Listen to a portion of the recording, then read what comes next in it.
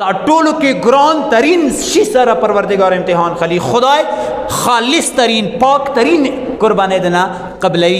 مثال مداو ای خدای انداز دیر زیاد عجیبا ده. کوم تا باندې ګران وی رشتہ کوم شي سره د زیات محبت وی مغزری سره خدای خلق کنه امتحان خلی. اوس وای ابراهیم نے به دزوای څورا ګران و څو دورا زیات دعانو نه بعد خدای ور کړه.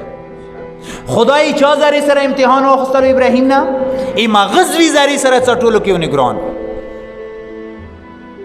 بل مثال دیر کوم حضرت یوسف علیہ السلام بچپن کې وبونه ډیر ډریدلو وبونه پروردگار ماغه یوسف امتحان چی زری سره وکړو وبو زری سره څه کوی ته وچواله شو. حضرت یونس علیہ السلام تیاری نه بچپن کې ډیر ډریدلو. تیارات سی لکه عموما زنه بچی هغه فطرتا تیاری نه ډریږي. جناب یونس تیاری نه ډریدلو. ماغه خدای د حضرت یونس علیہ السلام څو کاله مشه خېټه کې تیاری کې وساتل. د سیاسانی سره مقام نه ملي. اغه نه پورته تاسو په تاریخ کا د انبیاء مستړی نه کړي د امامانو خو مستړی کړي وی کنه. علی علیہ الصلوۃ والسلام نه غیرتمند ډیر زیات. علی غیرتمند وو. د علی امتحان ټولو کې سخت امتحان داو چې خونی کې بیبي موجود و. علی په مخ کې بیبي باندې گزارونه کیږي. علی او تصبر کوي. علی امتحان ته سترګې وغړوي. غیرت زری سره امتحان واخستل شو.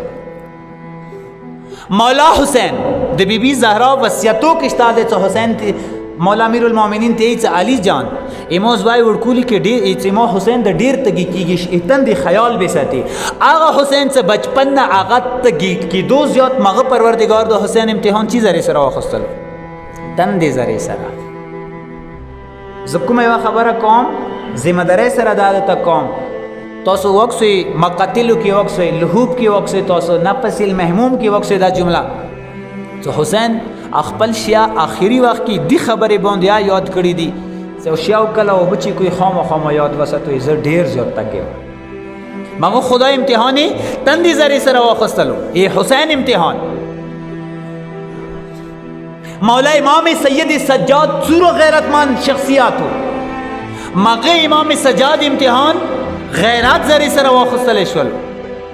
حضرت زهرا سلام الله علیها په متعلق اول نه رسول اکرم دا مشوره کړی یو تاسو کا خامخ دلیل غواړي.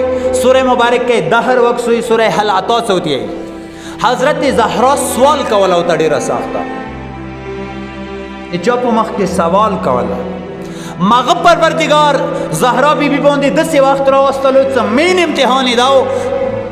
خپل باغ فدق د پاره بیبي سوال د پاره لاړل چې مو خپل حق په کار دی ملوش. یو تاسو به بار بار علماء اوریدلی چې د علی و مشر لور وا هغه دی بچپن نه پردا ډیر زیاته ګرانه واکه نه. اما پردې زری سره څه خلته امتحان واخستل شو ماندا شو کې سرخرو شو دی واجه نه عمر بار پروردگار د هغه یاد زنده وساتل.